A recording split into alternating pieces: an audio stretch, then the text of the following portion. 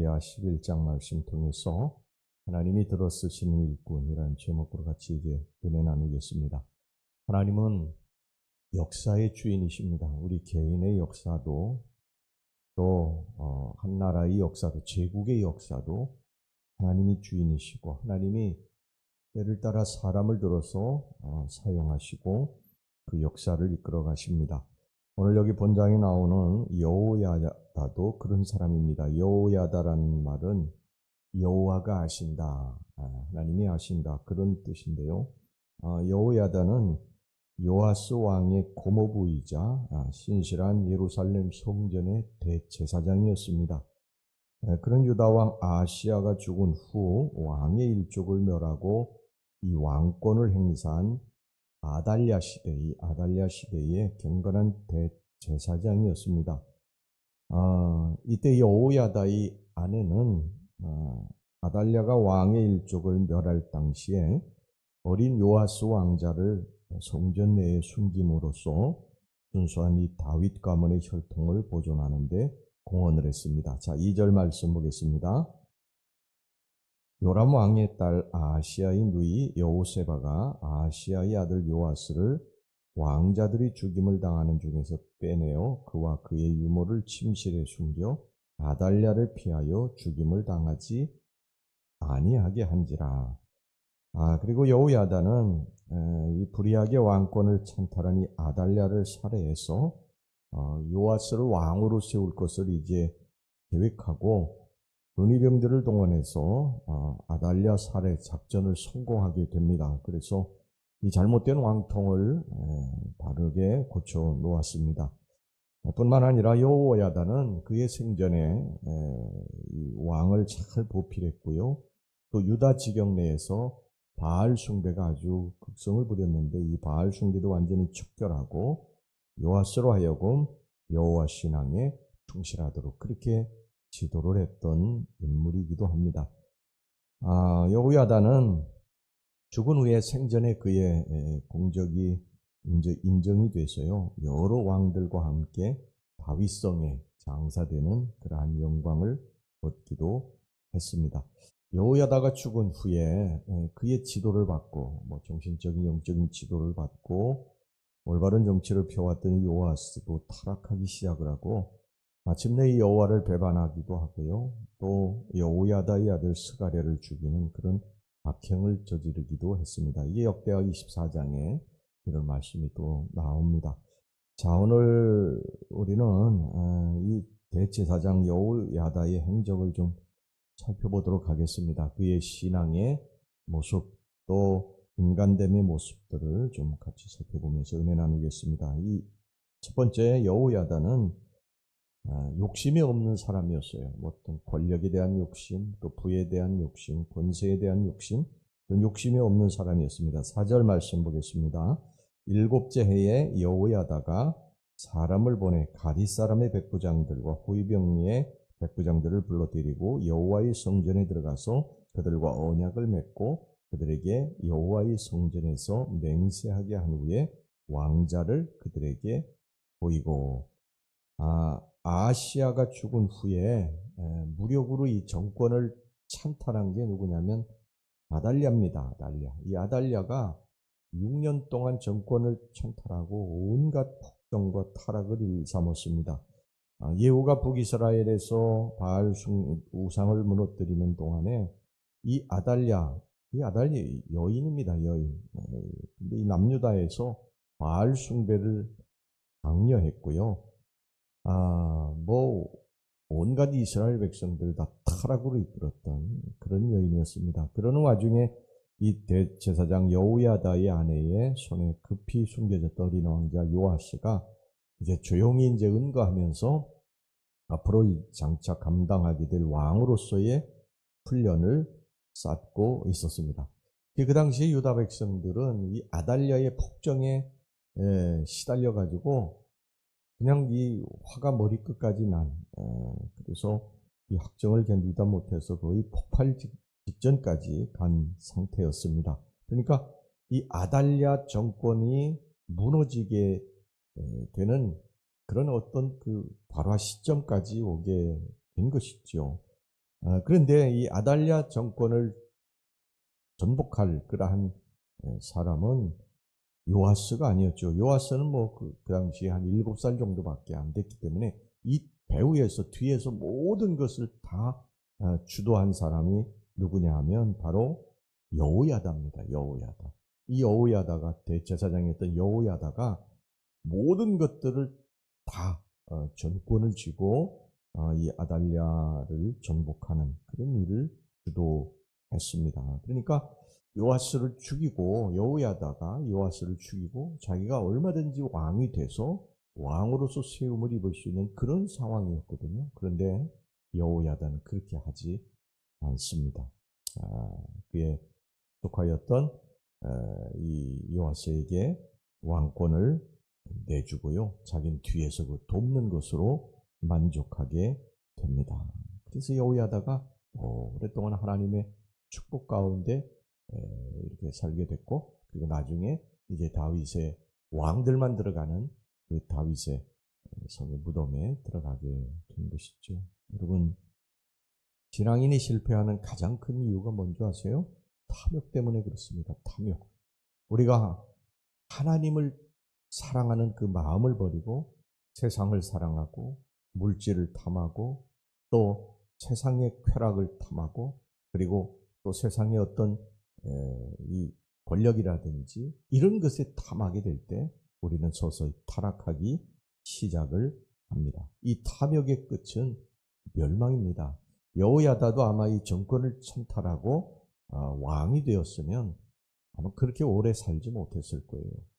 그런데 그는 탐욕을 내려놓고 요아스를 왕으로 세우고 자기는 뒤로 물러나서 뒤에서 왕을 돕는 그런 신실한 사람으로서 평생에 어려움 없이 그렇게 살게 됩니다. 여러분, 항상 우리들이 탐욕을 조심해야 될 것입니다. 그 다음에 두 번째, 여기 죄악에 대해서 아주 단호한 사람이었어요. 이 여호야다는. 자, 13절에서부터 16절 말씀 보겠습니다.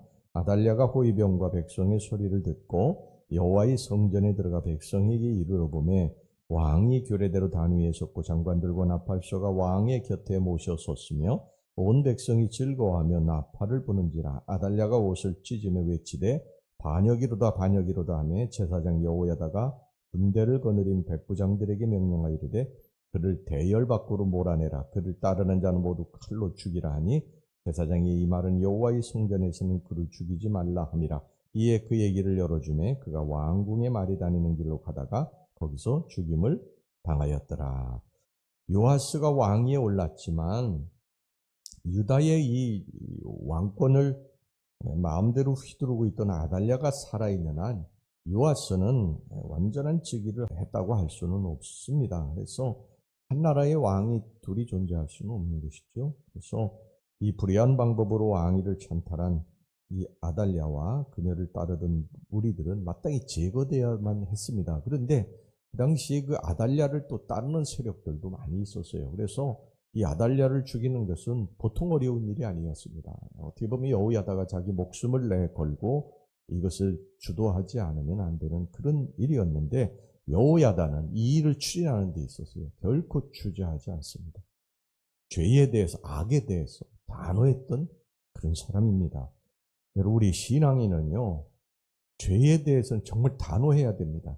죄에 대해서 여지를 남기면, 요만큼이라도 여지를 남기면 반드시 그 죄의 이 씨가 열매를 맺게 돼요. 그래서 우리들이 어떤 약한 창문이 있을 때 그 약한 창문에 설마 뭐 이것쯤이야 이렇게 하는 게 항상 우리들에게 문제가 될 수가 있습니다. 그래서 이 죄의 씨앗들은 단호해야 됩니다. 그리고 내 주변에 나를 죄로 이끌어가려고 하는 그런 사람들도 단호하게 끊어내야 됩니다. 그렇지 않으면 반드시 그 사람으로 말미암아 영향을 받고 내가 점점 더 악의 길로, 죄의 길로 빠질 수가 있어요. 그래서 여러분들 주위에 항상 신앙의 사람, 좋은 사람, 성품 좋고 따뜻하고 이런 사람들 많이 곁에 두시기를 주의 이름으로 축원합니다.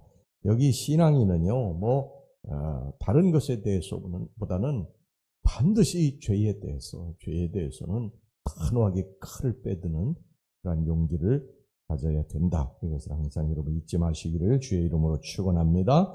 그 다음에 세 번째 마지막으로 백성을 하나님께로 인도한 사람이었어요. 여호야다는 17절에서부터 21절까지 말씀을 보겠습니다.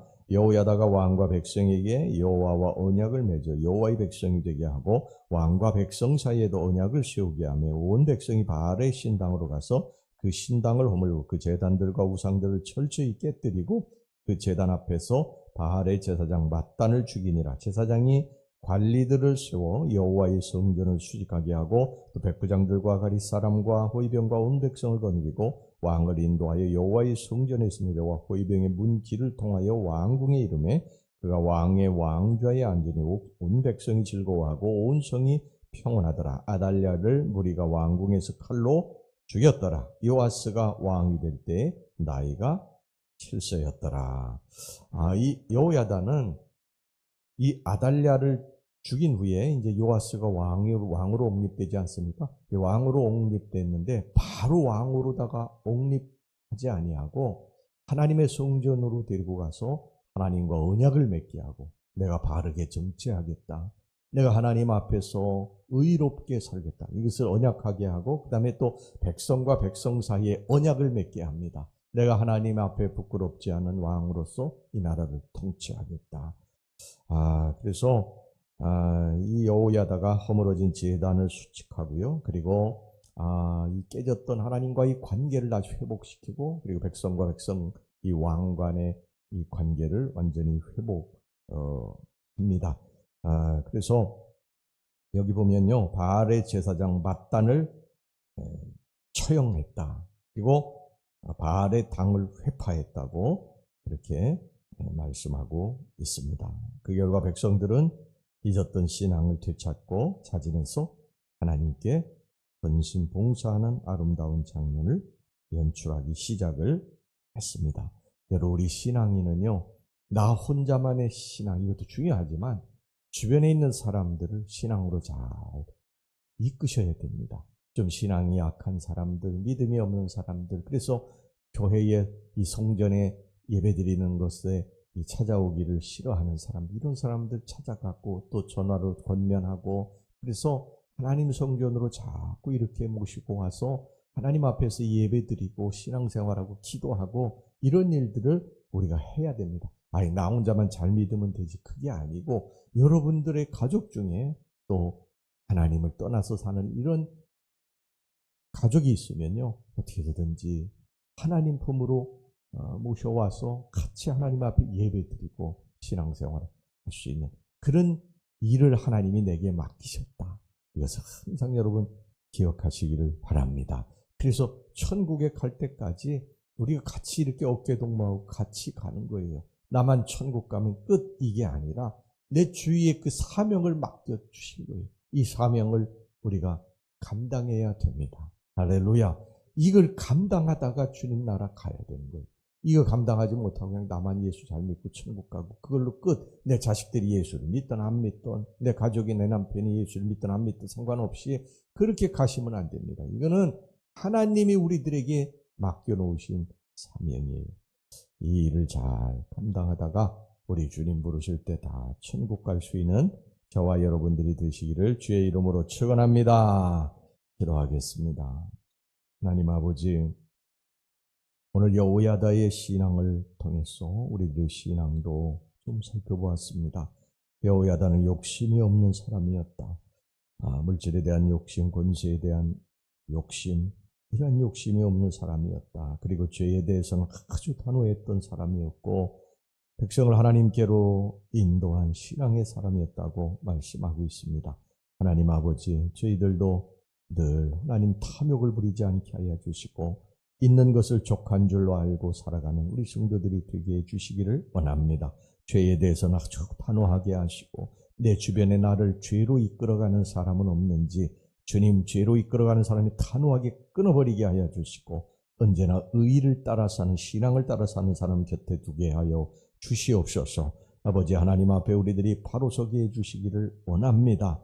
하나님 내가 바로 서서 그리고 내 주변에 있는 분들 하나님께로 잘 인도하고 그리고 주님 앞에 설 수 있는 우리 사랑하는 성도들이 되게 주시옵소서. 예수님의 이름으로 기도하옵나이다. 아멘.